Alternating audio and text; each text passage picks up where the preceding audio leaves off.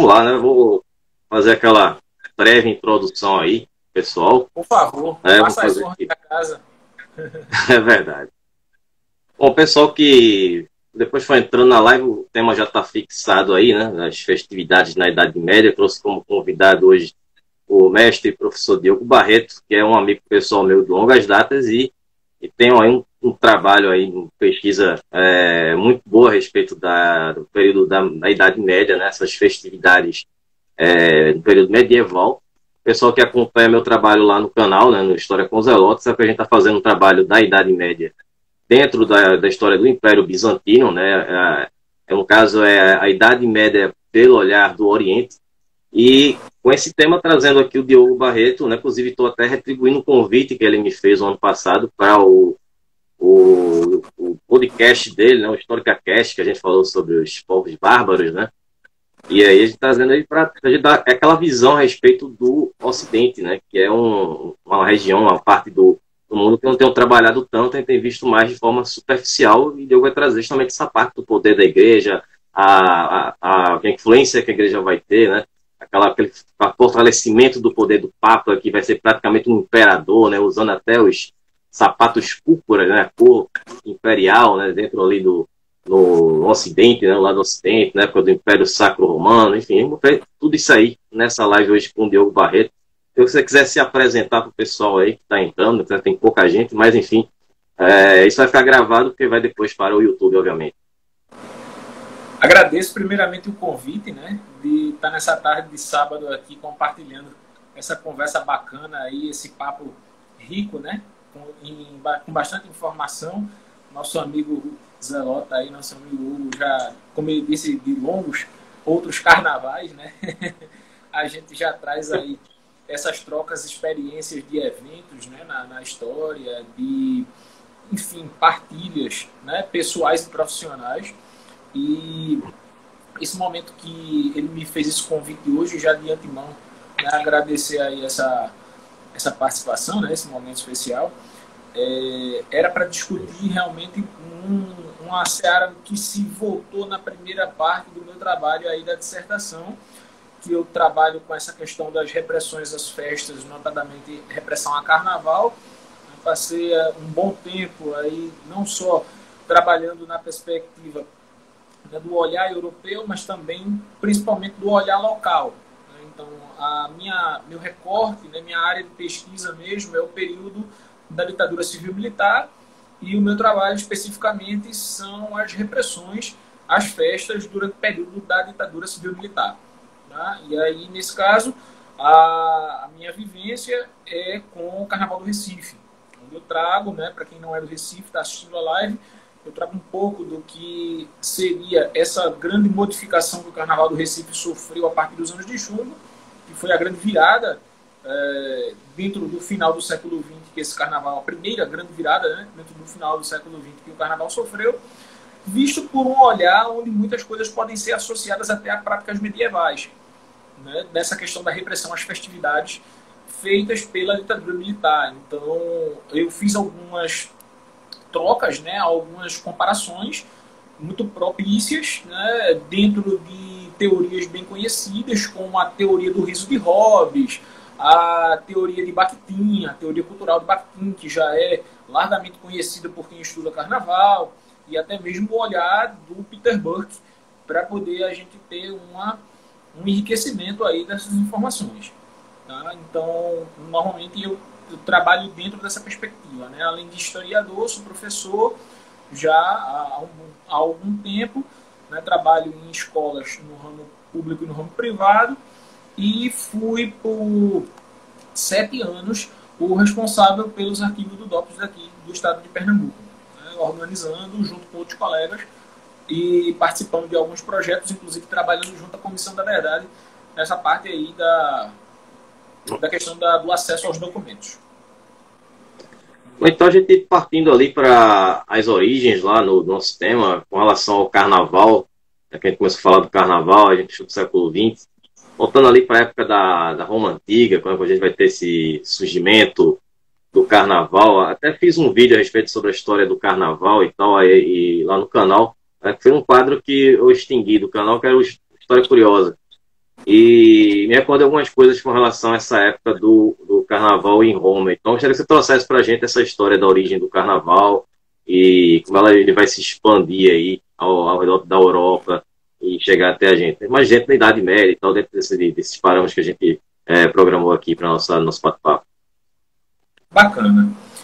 Tem uma linha de raciocínio, principalmente vista pela ótica da chamada história cultural, né? Aí para os que não estão muito familiarizados com o termo, né? Que é a visão da história que concentra os estudos sobre sociedade, sobre as práticas que as pessoas possuem com relação a festas, a maneira como elas modificam, né, as cidades, o dia a dia, os hábitos, os costumes. Então, a história cultural, ela normalmente percebe essa origem do carnaval através das chamadas saturnais e lupercais, que são festas de glorificação ao deus Saturno, lá na Roma Antiga, práticas que inclusive ganharam muita notoriedade a partir do Alto Império Romano, onde os imperadores eles começaram a determinar dentro dos calendários, principalmente a partir de Otávio Augusto, né, ele passa a determinar ciclos exclusivos para poder se realizarem essas festividades e, naturalmente, relembrando nomes já conhecidos da tradição política romana, como Júlio César, né, que teria sido o primeiro ali a ter dado a essa notoriedade, né, do calendário juliano. O Otávio ele passa a tentar oficializar essa festa como uma festa onde não apenas ele faz a exaltação ao papel dos imperadores e dos deuses, mas ele inclusive percebe a festa como uma necessidade de acalmar a população. Então a festa, ela naquele sentido, antes de qualquer coisa, é uma maneira de manter o Estado, né, dentro de um controle, né, das práticas relativas ao dia a dia da população. O Estado promovendo a festa, ele não só garante, né, que ele está com um relativo controle sobre a população, mas ao mesmo tempo ele garante que ele está vigilante a tudo isso, a tudo o que está acontecendo. Então, de certa forma, ele está tentando ver como essa população responde às mudanças, né, que estão sendo feitas pelos imperadores. E quando a gente chega mais ou menos perto da crise do Império Romano Ocidental, na baixa, né, no Baixo Império Romano, seria mais ou menos ali por volta do século III, do século IV, né, a gente já começa a perceber que outros hábitos, outras heranças culturais acabam se mesclando, né, se hibridizando às práticas romanas, como é o caso de práticas germânicas. E aí a gente fica percebendo, inclusive, que muitas das práticas germânicas de celebrar os seus principais deuses, né, o seu principal panteão, como a própria Freia, né, o próprio Thor, eles são absorvidos pelo carnaval. Né? Então, hoje a gente observa uma festa onde a gente denomina a sexta-feira de carnaval como sexta-feira gorda. Né? Os romanos eles não tinham essa coisa de determinar um dia como um dia central nas festividades. Isso é uma coisa já herdada dos germânicos. Né? Então, a celebração à Freia é incorporada à tradição romana e, com isso, o carnaval passa a ter aqueles dias mais pontuais. Inclusive, muita gente pergunta, e a questão do sábado de Zé Pereira? Aí, nesse caso, já seria uma coisa muito mais da idade moderna, já estaria muito mais associado à tradição portuguesa do carnaval brasileiro. Né? Que o carnaval brasileiro acabou, naturalmente, tendo uma proximidade um pouco maior, mas não é relativa aos tempos romanos ou simplesmente à tradição germânica. Tá certo? Outra situação é que a gente perceba também que essa modificação, ela principalmente foi vista também por uma ótica apelativa da questão do prazer carnal. Né? Era um período onde estavam favorecidos os encontros onde estava favorecida a fertilidade, principalmente de virgens, ao atingir a maioridade, e nessas festividades eram promovidas exatamente o desposamento, né, de muitas mulheres, como também, né, a fertilização de várias delas, para que, naturalmente, houvesse uma continuidade, né, das gerações de famílias romanas, de tradições romanas. Com o tempo, os germânicos acabaram também incorporando essa prática, né, e isso acabou sendo, nos primeiros anos da Idade Média Ocidental, algo que montou exatamente essa mescla de culturas. Tá?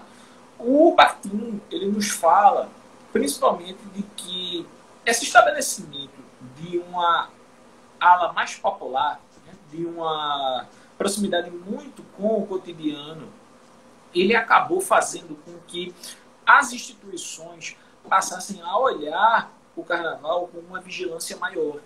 E aí, nesse caso, se antes a gente tinha apenas o Estado romano, a partir do século IV, a gente tem também a Igreja como uma instituição que passa a ver no carnaval duas possibilidades muito importantes.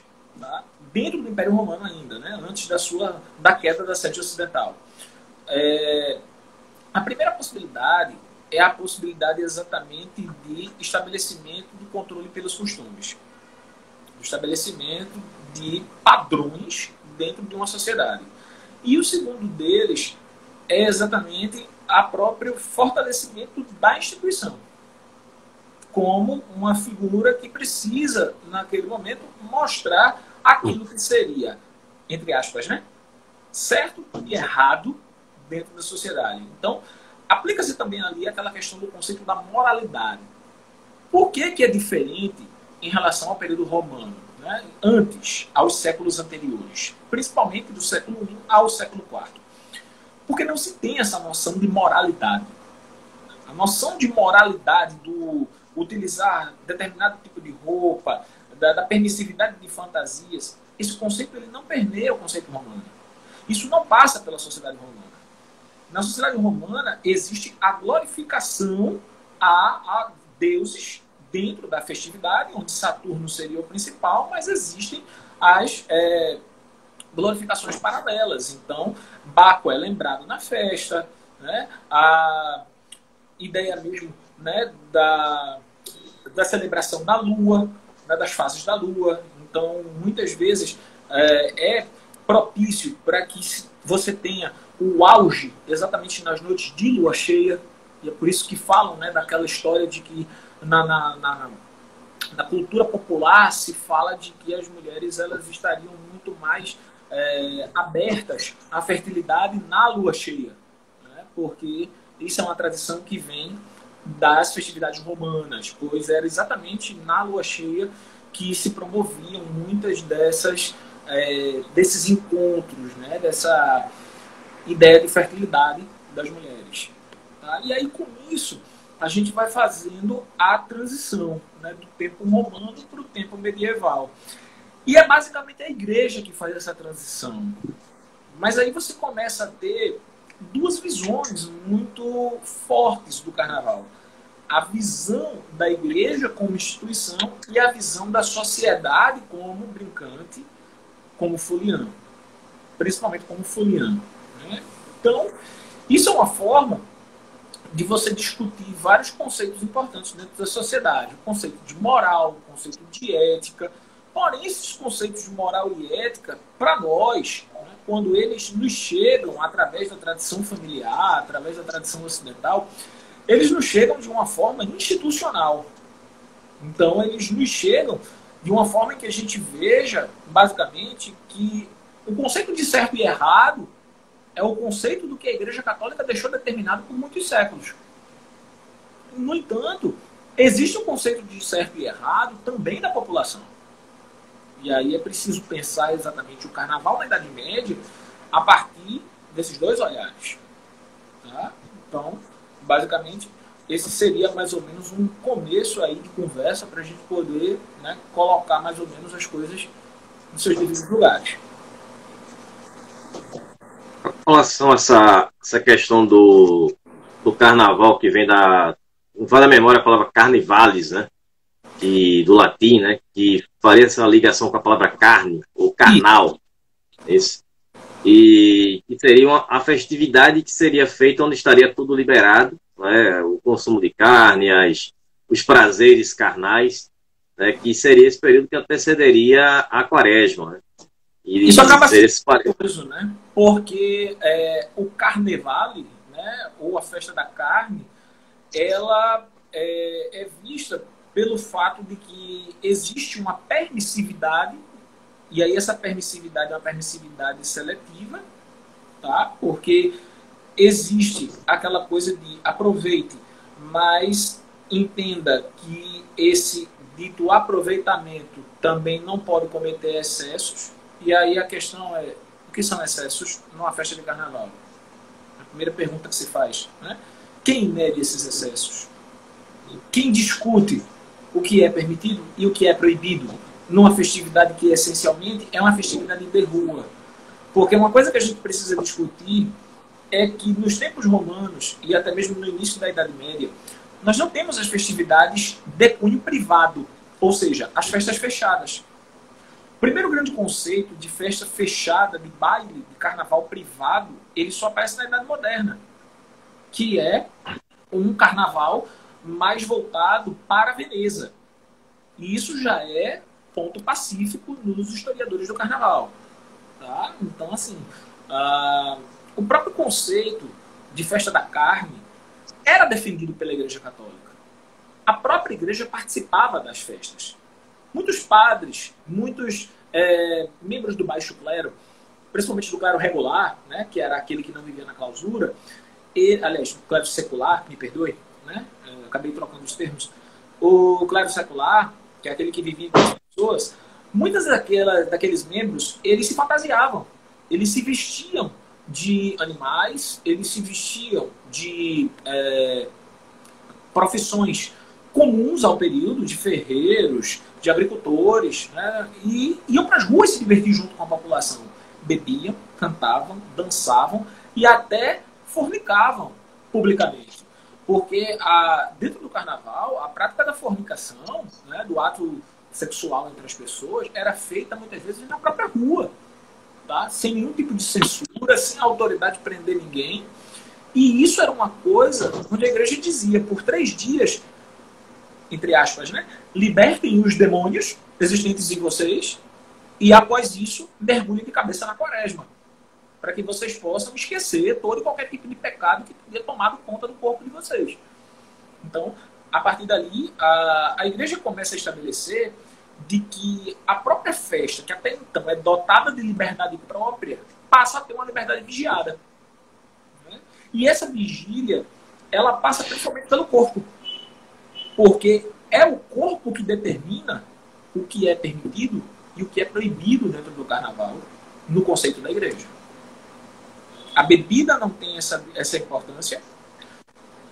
O gênero, de certa forma, acaba tendo um peso muito forte, porque, nesse caso, cria-se aquele conceito de que é a mulher que seduz e não o homem que vai até a mulher e a provoca. Então, existe um grau misógino muito forte também.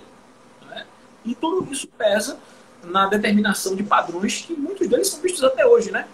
Em festividades do próprio século XXI. Né? Você observa hoje a questão dos desfiles de escola de samba.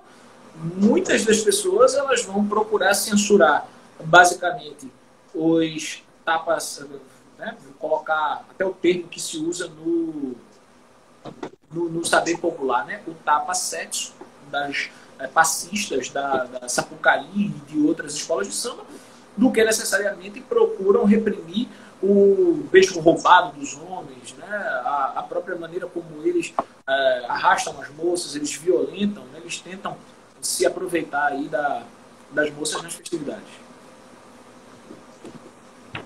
De fato, eu me recordo desse estudo que eu tinha feito breve a respeito do carnaval, com relação a essa questão dessa coisa que está tudo liberado. Né? E vamos ter a quaresma, com esses 40 dias, a gente tem que se preparar para a Páscoa. Né? Então aproveita aí. que puder aproveitar. E essa questão que você trouxe, que é interessante aqui até colocar, com relação à cultura germânica, que talvez a pessoa que não acompanha, assim, não tenha lido muito a respeito dos povos germânicos, e não tenha noção de que são povos que vieram do norte da Europa, né? Então, eles são todos de origem escandinava. Então, é aquela mesma origem que os vikings tiveram depois, né, que os vikings vão atuar ali entre o século VIII e século XI, já veio muito antes para os povos germânicos, né? Todos eles eram ali do norte da Europa. Então, eles trazendo esses elementos aí, achei bem interessante essa colocação, não tinha visto ainda nada a respeito, isso ter sido introduzido ali dentro do próprio carnaval romano, né? Que é aquela festividade de rua mesmo e tal, como se falou a questão da fornicação na rua, isso tem até o dia de hoje, né? No dia de hoje você encontra no carnaval aí, Olinda, veio alguns anos atrás, teve ali um casal de abelhas, né? E que aconteceu nas ladeiras de Olinda, e enfim, é uma prática já bem popular. E com relação a esse período da Idade Média, né, como você estava colocando, a gente vai ter mais esse controle da igreja, né? Os caras vão ficar mais ali de olho, mas, como você mencionou, até alguns padres participavam, mas até os próprios papas também, né? A gente sabe que na história da Igreja Católica, os papas não eram necessariamente santos, né?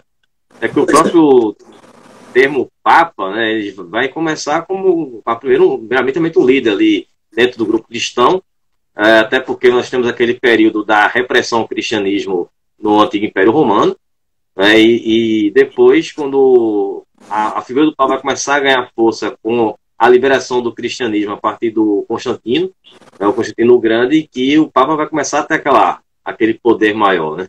E depois ele assume aquela figura imperial, né, principalmente já na época de Carlos Magno, né, a partir do ano 800 ali, com o Império Sacro Romano. Então, como seria essa questão na Idade Média, Diogo, em relação a essas festividades? É mais difícil a gente ver o alto clero celebrando nas ruas. Havia a presença deles. Nós não podemos isentar também o fato de que eles não quebrassem determinadas posições que até então eles tinham, né? Principalmente posições institucionais. Entretanto, eles não mostravam os rostos. Então vai ser muito comum, por exemplo, você ver pessoas brincando, normalmente com cabeças de porcos, de javalis, dançando nas ruas. E mesmo assim, né, bebendo, se excedendo, muitos deles usam apenas as cabeças de javalis, estão nus pelas ruas. E se chega depois à conclusão de que muitos deles, né, até pelo próprio descuido com a imagem, muitos deles são membros da igreja. Né? Então, assim, os papas, eles começam a ter essa preocupação com a instituição moral somente a partir de Gregório VII. Quando o Gregório VII ele escreve, né, o código da igreja, né, o código de conduta moral dos membros da igreja, né, estabelecendo inclusive o calendário gregoriano, estabelecendo a figura do celibato, da castidade, como algo indispensável para o bom funcionamento da ordem, né, das ordens religiosas e da instituição de uma maneira geral. Ele passa exatamente a tentar evitar um pouco desses problemas que teriam mais ou menos colocado a credibilidade da moral da igreja em dúvida. E você já vê que isso vai acontecendo num período de transição onde a Baixa Idade Média está começando. Então, você já começa a ver, inclusive, que nem todas as pessoas elas começam a enxergar a igreja como uma instituição que norteia comportamento, né, que aceita essa ideia de uma moral irretocável. Então, isso, por mais que não apareça no senso comum, né, se confirma no comportamento de muitos papas. Né? A própria ideia da venda dos cargos, dos acordos ilícitos que eles passam a estabelecer com famílias poderosas, como a família Médici, como a família dos Borgias, e outras tantas que surgiram na Itália naquele período, na Espanha e em locais próximos de onde as principais frentes da igreja estiveram, eles passam a mostrar que a instituição tem fraquezas internas e que até mesmo não existe um consenso entre a principal figura da instituição, o Papa, e o seu colégio cardinalício. Então, desde a Idade Média, existem sérios embates entre o colégio cardinalício e os papas, e isso vai levar a uma série de conspirações internas, a uma série de mortes e até o surgimento de ordens paralelas dentro da igreja, né, como é a Ordem dos Illuminati, entre tantas outras que vão aparecer futuramente, especialmente com o advento da Idade Moderna. Então, a moralidade da igreja, discutida a partir dos olhos das festas, é a de que a igreja, em vez de participar, ela tem que coibir. E isso é uma coisa que vem de maneira institucional, ela vem de cima para baixo, né? É unidirecional. Então, os papas escrevem as bulas, né, as epístolas, escrevem as orientações que, primeiramente, devem nortear a instituição por dentro, para que depois isso norteie o comportamento da instituição aqui fora. E até mesmo os fiéis. De maneira como os fiéis precisam receber isso. Tá? Então, basicamente, é dessa forma que eles veem as coisas acontecendo. E aí eles passam a dizer que a bebida é um problema, eles passam a dizer que o excesso de comida também é um problema, porque cai dentro daquela máxima dos 7 pecados capitais. A própria fornicação, ela precisa ser extremamente limitada, e tem que ser limitada ao âmbito da família. Então, eles começam a ver, inclusive, né, com essa associação dos 7 pecados capitais, a noção do pecado original. Então, eles mostram, né, os atos falhos, eles mostram que as festividades são necessárias para que o homem desopile, mas, ao mesmo tempo, ele precisa ter o autocontrole, a autorresignação. Ele precisa criar a ideia da resiliência. Né? E os papas, eles são muito enfáticos quanto a isso, muito embora, muitas vezes, eles não se comportem de tal forma. Né? Principalmente os Borgias. O Alexandre VI Borgia é talvez o exemplo mais característico que a gente, enquanto historiador, pega para mostrar vários problemas que foram condenados da instituição dentro da figura do seu principal líder. Né? E é curioso porque, como você está tratando de Império Bizantino nas suas análises, né, e você está vendo uma Idade Média Oriental, esse problema ele não se processa no Império Oriental. Você não vê isso entre os patriarcas. Isso não é um comportamento comum do Império Bizantino. Por quê? Porque o Império Bizantino, por natureza, ele é um império cosmopolita. Né? Ele é um império que ele nasce não só de uma cultura, ele nasce com uma mescla de saberes árabes, de saberes orientais mais antigos.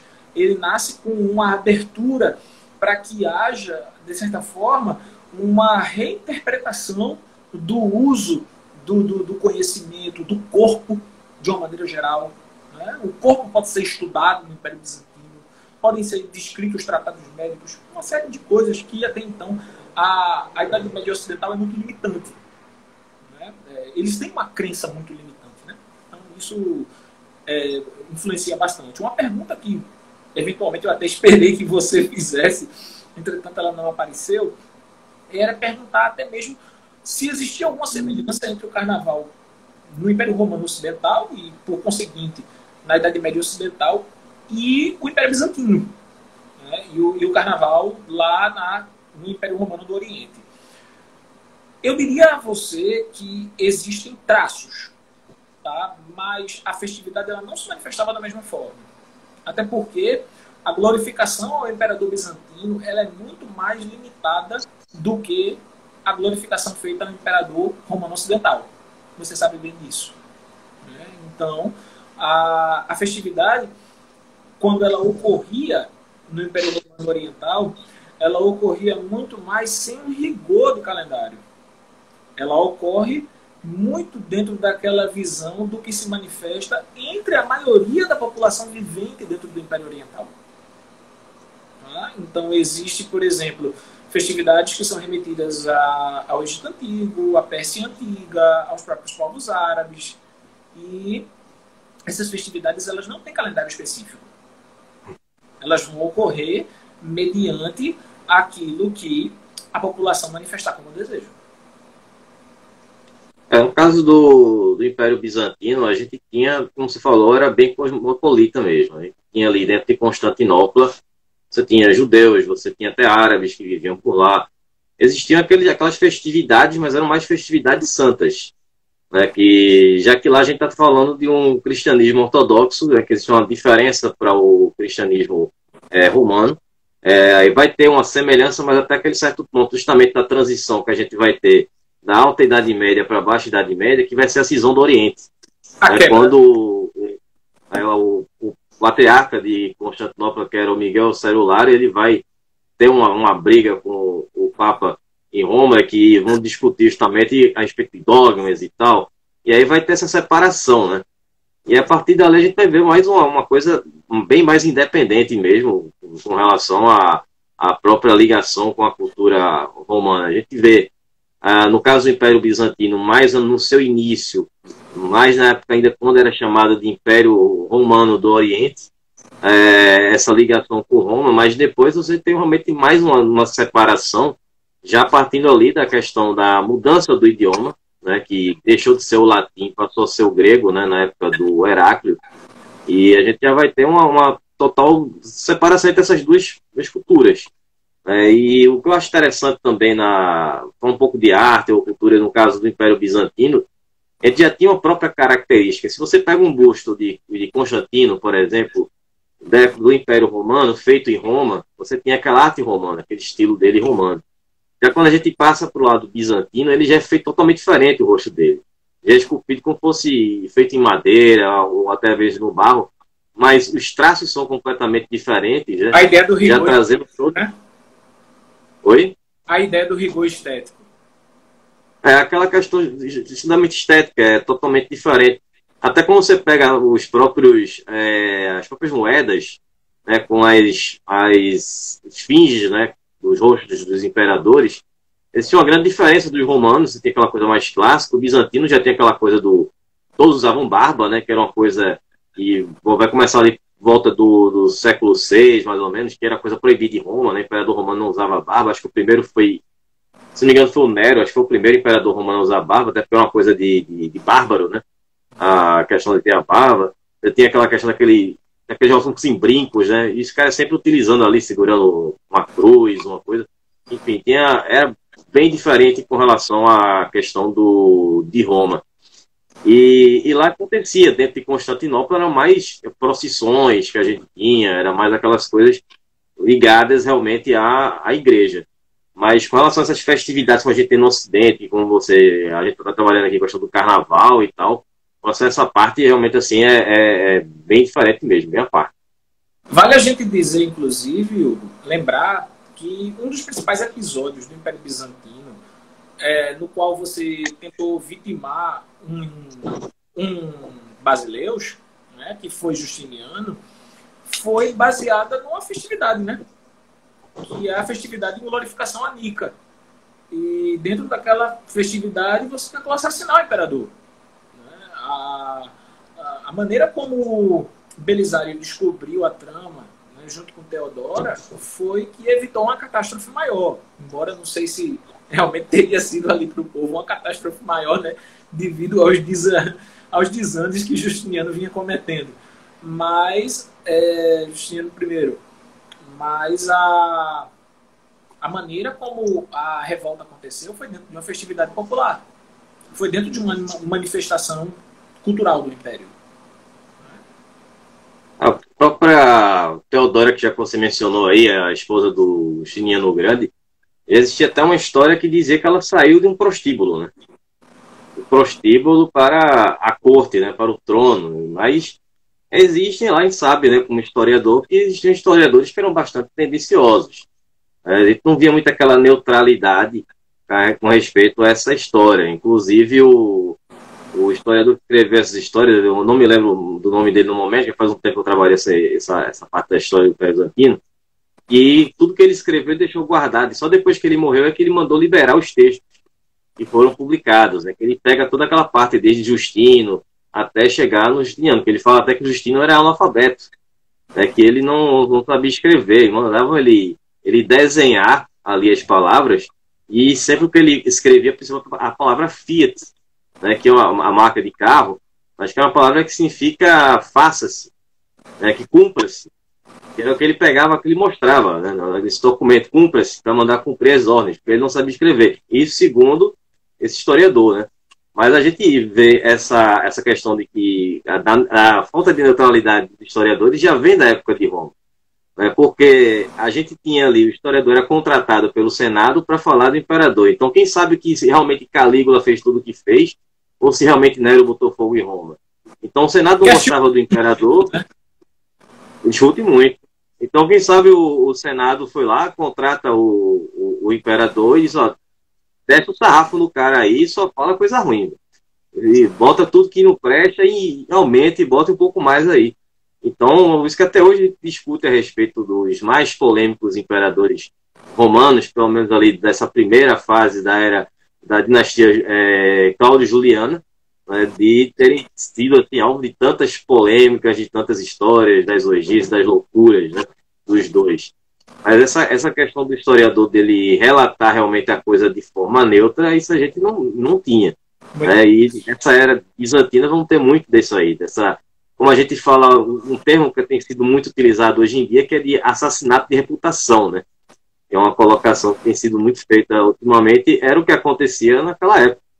Então a gente tinha esses historiadores, e que às vezes muitos eram até ligados à igreja, quando a igreja tinha uma certa rixa com um determinado imperador, a gente vai ter aquelas questões da iconoclastia, iconodulícia, aí vai dar muita confusão também dentro do Império Bizantino, e que esses historiadores vão se posicionar de alguma forma aquele imperador, né? Dependendo se ele fosse iconoclasta ou se ele fosse iconódulo. Então tem vários fatores aí que a gente vai lembrando aí com relação a essa história, né? Mas enfim, mestre, voltando aqui ao nosso tema, para não fugir muito, que eu falar aqui dessas coisas, eu vou embora e acaba o nosso tempo. Bom, com relação a essa questão da posição da igreja dentro dessas festividades, você acha que você já começou a falar alguma coisa a respeito dessa, não sei, tipo uma censura que começou a acontecer ali? Na verdade essa censura ela vai começar a acontecer, né? Então a igreja ela vai começar a perseguir as pessoas, ela vai começar a enxergar de que muitos desses pecados da carne, na verdade, eles são excessivos, como por exemplo as práticas de sodomia. Então ela vai começar a fazer pesadas associações entre relacionamentos dentro das festividades carnavalescas com aquilo que se processou em Sodoma e Gomorra, e ela vai começar a condenar. E ela, como eu tinha adiantado já no início da nossa conversa, ela vai associar basicamente a maior parte da culpa para as mulheres. Porque, inclusive, é uma coisa curiosa no conceito de sexualidade que a igreja tem para o período. Ela vai dizer que a homossexualidade em relação à prostituição, a homossexualidade é condenável. Ambas são, na verdade, condenáveis. Mas se é preciso medir o grau de tolerância, a prostituição ela é mais tolerável porque ela se trata de uma relação entre homem e mulher. E aí, queira ou não, ela é uma relação na qual você tem uma probabilidade maior de evitar, né, que ela se torne um lugar comum dentro da sociedade. E aí a gente precisa exatamente ter esse cuidado, sabe, mestre? Quando a gente olha a questão do lugar comum. Isso não ocorre em todas as regiões da Europa. Normalmente, a região mais visada para você ver essas mudanças são regiões como a França, os Países Baixos, né, a Holanda do Norte, a Holanda do Sul, que é onde você começa a perceber que existe uma certa reinvenção das práticas das festas carnavalescas, dependendo do tamanho das cidades onde elas ocorrem. Por exemplo, há um carnaval muito característico no sul da França, numa cidade chamada Romance. Inclusive, há um livro para quem se interessar sobre isso. Eu não recomendo, né, já de antemão, que seja uma leitura geral, porque é uma leitura um tanto quanto pesada, uma leitura um tanto quanto técnica. Tá? Então, se você não está muito acostumado a ter essa leitura, não parta para esse livro. Eu vou citar ele aqui por uma questão de ilustrar o nosso debate. O Carnaval de Romance é um livro no qual ele mostra que no mesmo carnaval, devido as rivalidades entre grupos que surgiram dentro da cidade, que se aproveitavam do carnaval para tratar desavenças entre eles, inclusive, né, cometer assassinatos, como um verdadeiro banho de sangue. E aí as autoridades, automaticamente, elas também trataram de realizar o seu próprio banho de sangue. Então, na verdade, houve um massacre, né? O Carnaval de Romãs, na verdade, foi um acerto de contas. Ele não foi só uma festividade. As pessoas, elas transportaram muitos dos seus problemas cotidianos para as festividades. E aí a gente precisa ter esse olhar quando a gente percebe o Carnaval da Idade Média aos dias atuais. A gente não pode esquecer que as questões morais e éticas, mesmo que pautadas pela Igreja, confrontavam com as questões morais e éticas que a sociedade tinha como aceitas, né, para o dia a dia. E aí isso acabava fazendo com que a gente tivesse uma relação de força. E uma relação de força na qual a instituição muitas vezes começou a vigiar, proibir, de certa forma, permitir e perseguir as pessoas. Muitas das práticas de investigação da Inquisição, quando não se relacionavam com assuntos diretamente ligados à Igreja, né, do ponto de vista religioso, eram voltados para as festas populares, eram voltados para questões do corpo, eram voltadas exatamente para esse tipo de conhecimento na qual não se aceitava a quebra da regra instituída. Certo? Então, o Carnaval do Romãs é um bom exemplo.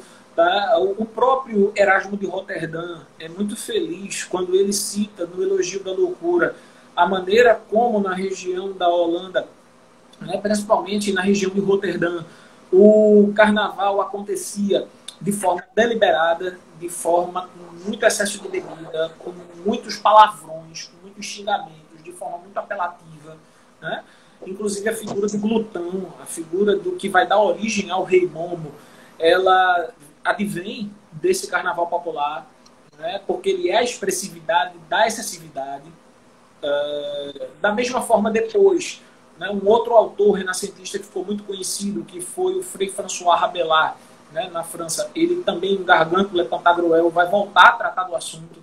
Então, assim, são práticas que surgem no final da Idade Média e que se meio que institucionalizam entre as pessoas na Idade Moderna. Tá? E aí o carnaval da Idade Moderna é um carnaval muito pautado por essa relação de força. Não que essa relação de força também evitasse que as pessoas tivessem medo. O medo é uma coisa que no Ocidente acabou se tornando uma maneira da Igreja perpetuar essa grandeza dela. Né?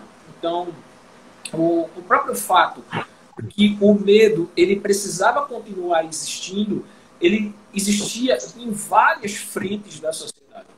E o carnaval era uma delas. Né? As pessoas elas tinham medo de, com os excessos, ouvindo diversos membros da igreja que circulavam entre as pessoas, de que esses excessos viessem levá-las à morte. De que elas pudessem comer e beber em excesso e explodir, que elas pudessem ter verdadeiros ataques súbitos, né, por ter excesso de amor no corpo, enfim. Né? Então, tem coisas que se tornam bastante curiosas quando a gente vê a manifestação do carnaval no seio da sociedade. Sabe? E quando a gente leva isso para a gente, se torna mais perigoso ainda. Porque você corre o risco de criar uma vitimização e uma isenção. Quando, na verdade, a gente não pode fazer essa distinção completa. Muito embora haja um olhar bem mais censurador, cerceador em relação à mulher. E acho que na Idade Média que vai ter essa criação dos 7 pecados capitais, né? Isso é uma coisa que não existia no cristianismo primitivo e que no decorrer desse controle que a igreja vai ter na Idade Média, eles vão começar a censurar as pessoas a partir dessa questão dos 7 pecados, já como você falou de comer até explodir, então isso remete à gula, e entre outras coisas que a gente vai ter aí dentro desses 7 pecados aí. E vai ter toda aquela questão numérica da Bíblia, não? O número 7 é um número cabalístico, é um número que é muito presente na Bíblia, então a turma vai aproveitar e vai começar a usar essas coisas aí para assustar as pessoas, né? E Há fora que a coisas gente vai ter isso aí. horríveis, há coisas horríveis. Por exemplo, você começa a ver que, em relação a essa coisa dos 7 pecados capitais, principalmente na gula que você estava falando, a igreja condena que as pessoas elas se fartem de comida, mas ela não cita, por exemplo, que nos clérigos fechados, nos mosteiros, muitos monges, né, muitos representantes do alto clero, chegavam a comer 3 frangos por dia. Por dia. Coisa absurda. A gente tem aquela imagem dos monges gordos, né? Os papas, obesos, né? Que passavam o dia comendo bastante. E é o pessoal que vivia bem, né? Vivia da riqueza ali dos nobres, né? Que estavam sempre ali doando terras para a igreja, buscando a sua salvação, né? Tem aquela coisa da igreja que tudo não pode, e os papas tudo era me dá, né? essa coisa aí, essa tradição que acabou surgindo, até por conta da exposição do medo, né? Se você não fizer isso, você vai pro inferno. Então, vai ter essas coisas que vão ser trazidas até para os nossos tempos atuais, né? De determinadas igrejas cristãs protestantes que têm essas práticas de colocar, e se você fizer isso aqui, você vai para o inferno, isso, aquilo, outro, não pode, não pode, e tal. E a gente vai ter essa semelhança, né, com esse controle, essa censura da igreja na Idade Média. Agora, mestre, voltando aqui mais um ponto, com relação a essa resistência que foi feita a essas normas que foram criadas aí no período medieval. Bom, essas resistências, elas muitas vezes são pela própria festa, né? Então, no momento, por exemplo, que a igreja diz, olha, não é permitido que você saia mostrando as suas partes íntimas no meio da rua. No momento que você vai à festa de carnaval e você faz isso, você está quebrando uma regra, né? Coloca entre aspas aí o termo, uma regra que foi estabelecida pela principal instituição moral do período. Então você está mostrando que existe, de certa forma, o quê? Uma transferência da vida cotidiana para dentro da festa. Isso é algo invariável dentro da análise do carnaval. Por mais que o carnaval represente uma libertação, represente um sentido onde as pessoas elas querem quebrar padrões institucionais, onde elas querem quebrar limitações que são feitas cotidianamente para elas, é muito difícil dissociar elementos do dia a dia da festividade. Então você vai identificar, por exemplo, as diferenças econômicas entre as pessoas. Muitas vezes pareça que uma festa como o carnaval ela elimine essas diferenças econômicas, mas na prática ela não elimina, né? Fica muito clara a forma como as pessoas elas enxergam que a moral dentro da festividade é dada pelo ritmo dessa festividade. Então, se a festa está muito boa, se o clima está bacana, se a coisa está quente, então vamos meter o pé e vamos divertir. Certo? Não olha quem está no entorno da gente, não. Não olha se tem alguém dizendo que aquilo é certo ou que aquilo é errado. Vamos aproveitar. Certo? Então, as pessoas elas instituem as suas próprias regras dentro da festividade. E como uma maneira de até mesmo evitar que isso se torne um problema, a igreja ela vai tentar contemporizar essa censura para que algumas coisas elas vão sendo observadas na festa e a igreja faça de conta que ela fica calada. Por que eu quero dizer com faça de conta? Ela vai ver, ela vai dizer que é errado, mas ela não vai insistir naquele discurso. Porque ela tem um certo receio de que, exatamente com o crescimento das correntes protestantes no final da Idade Média, as pessoas acabem se afastando da igreja por conta disso. Entretanto, quando a gente traz, né, ao olhar dessas correntes protestantes a festa do carnaval, a gente vê que esses grupos protestantes eles são mais fechados. Então, queira ou não, as pessoas elas passam até muitas vezes a escolher entre um lado e ao outro. E elas acabam percebendo que mesmo com todo o padrão moral, mesmo com toda a institucionalização da festa, é preferível o carnaval dos católicos do que o carnaval dos protestantes. Então, assim, para muitos protestantes, o carnaval não acontece. Né? E até festividades, dependendo da corrente protestante, festividades até mais, vamos dizer assim, familiares, como até mesmo o Natal, também não ocorre. A gente vai ver um bom exemplo disso na Inglaterra Stuart, do século XVII.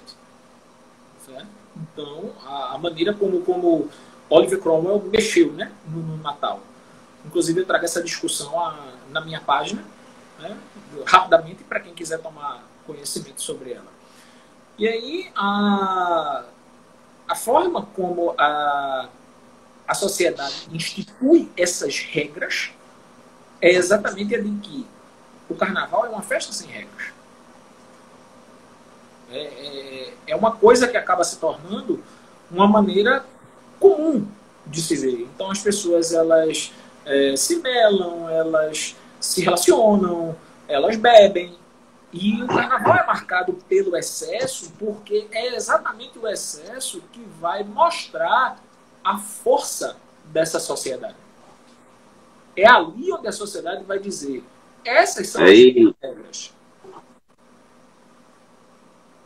A gente vê essa questão, como você falou, do Oliver Cromwell, né, que vai ser responsável pela Revolução Puritana, né, que vai acontecer na Inglaterra, isso já trazendo para o período da modernidade, né, que já está um pouco fora aí do meu período de trabalho e pesquisa, mas me recordo das aulas lá da nossa querida professora Glória, né, que também nos deixou aí, perdemos muitos mestres, né, mestre, nesses últimos anos. Nossas referências, elas nos deixaram o mais importante, né? Pelo menos aí. A continuidade do trabalho. Como José Hernandes, né? Nosso grande mestrinho, né? Que também nos deixou aí.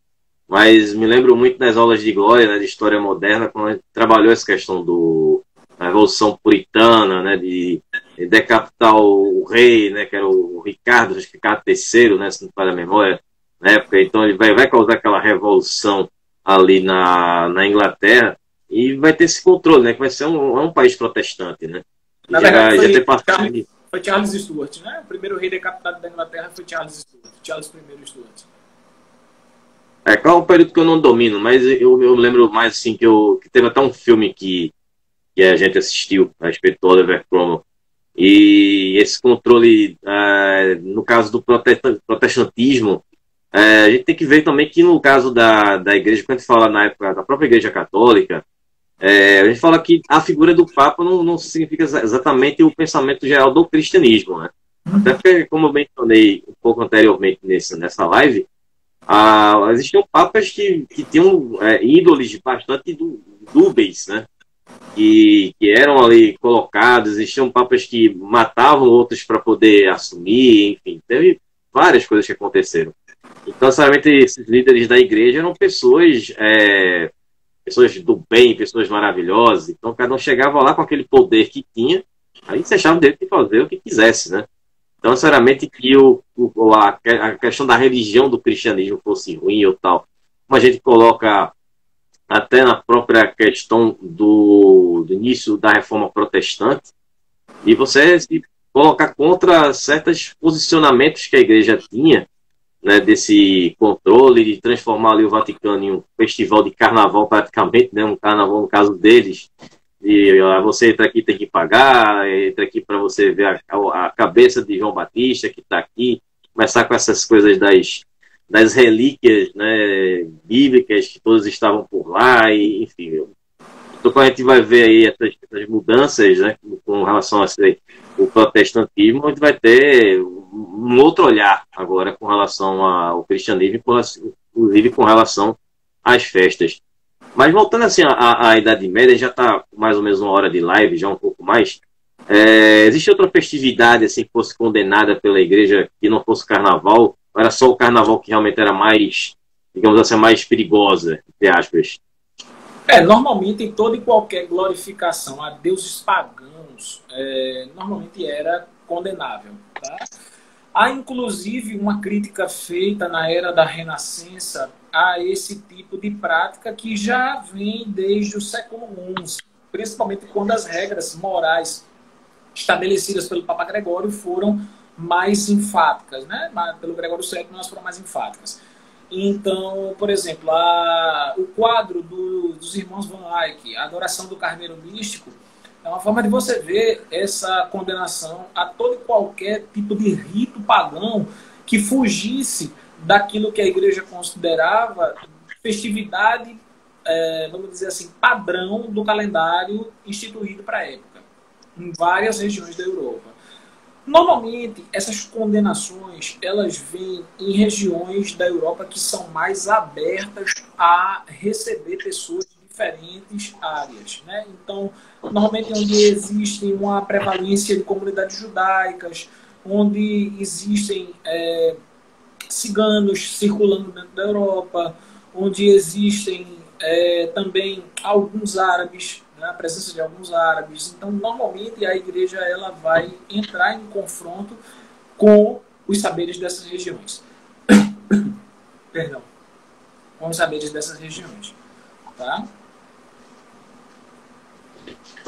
De fato, são outras culturas, no caso, que se faziam presente na Europa, né? Principalmente quando a gente trata da Idade Média, quando a gente chega na questão da conquista muçulmana na Espanha, e a gente vai ter a Península Ibérica, né? Que eu tenho o hábito de falar Espanha por conta de ter passado 1 ano e 2 meses falando só sobre o Império Romano, né? Então a gente acaba fixando mais os nomes das províncias romanas.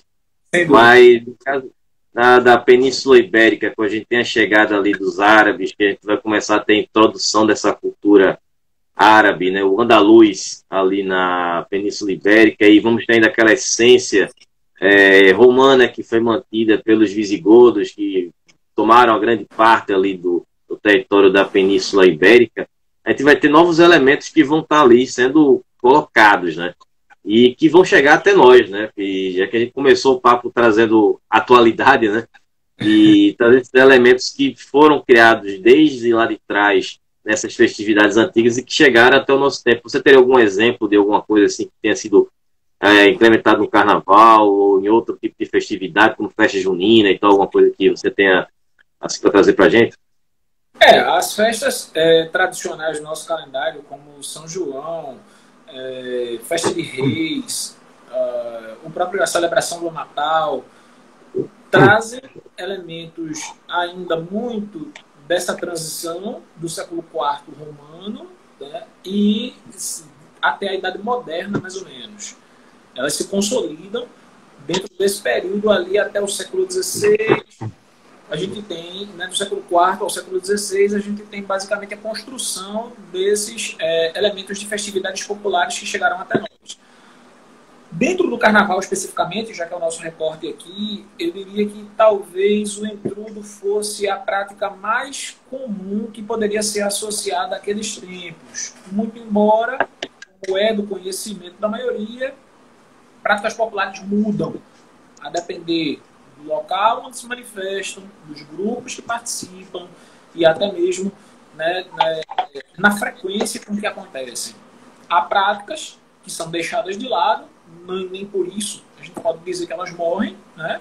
Vou dar um bom exemplo aqui, a própria marujada, né? A marujada é uma dança que chegou aqui com os portugueses e que ficou um pouco, né, de lado e está sendo resgatada agora, principalmente no norte do Brasil, tá? Mas era bem comum, né, das regiões litorâneas. E dentro do Carnaval, o intrudo ele ganhou 2 caracterizações.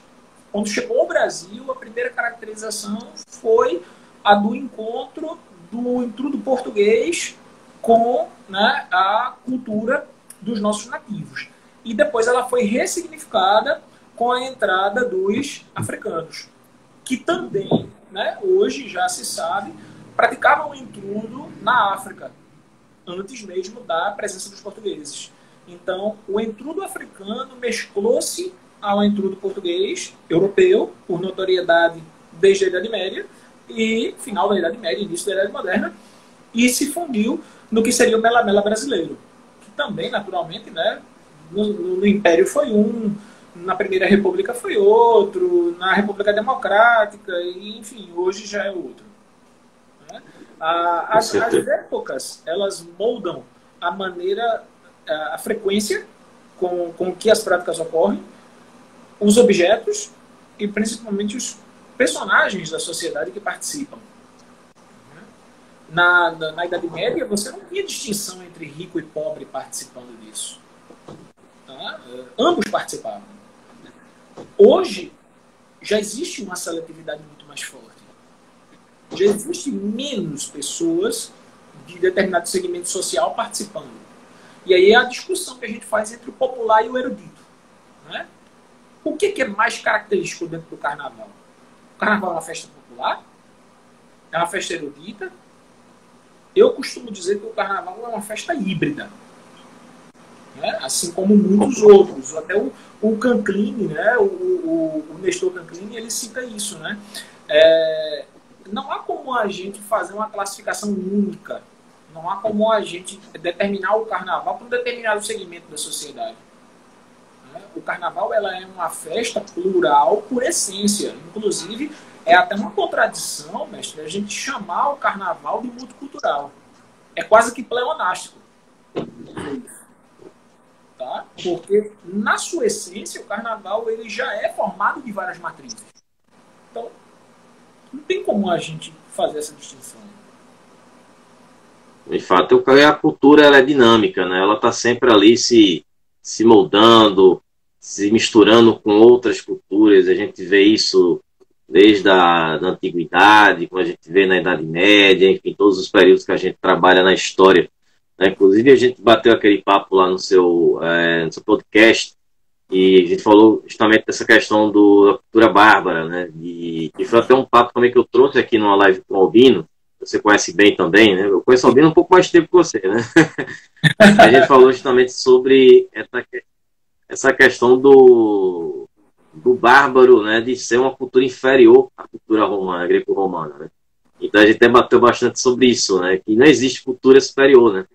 Cada um tem a sua cultura e a cultura, no caso, ela é dinâmica, ela está sempre aí, né? Se moldando. Principalmente, né? Porque Albino tem uma proximidade muito forte com essas tradições, né? Albino, ele tem uma vivência com o mundo árabe que é algo, assim, fenomenal do ponto de vista da riqueza de conhecimento que ele absorveu desse mundo, né?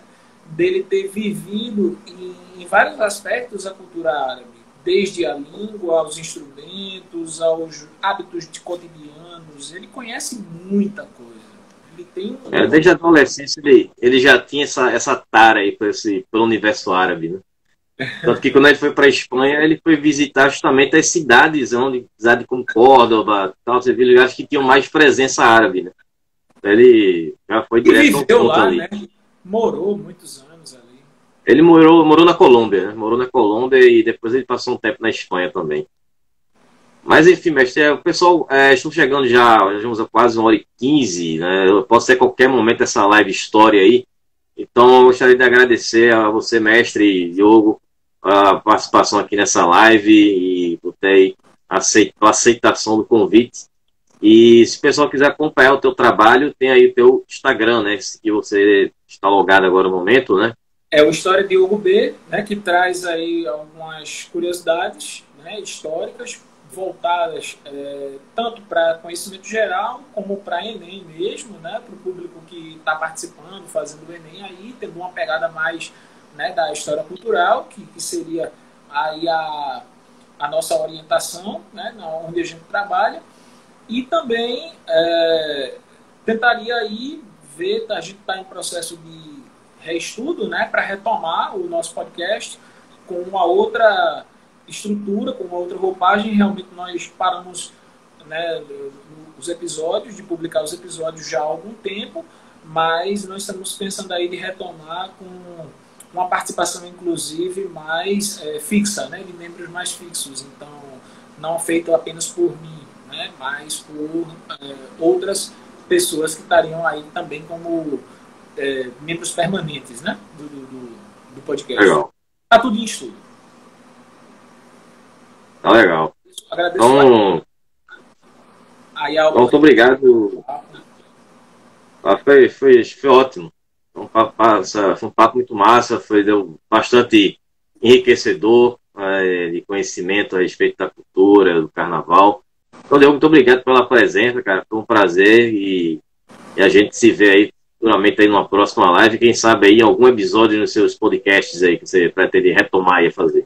Sem dúvida, a alegria é sempre minha. Você sabe que as portas estão abertas, a parceria é antiga e que no futuro aí a gente possa construir mais, agregar conhecimento para o pessoal e trazer coisa positiva para essa área de estudos históricos, que não é necessariamente somente o que se vê aí, né, nos livros didáticos e na sala de aula. Nosso universo realmente é muito vasto, cabe muita discussão, cabe muito bate-papo bom, regado sempre a um bom café.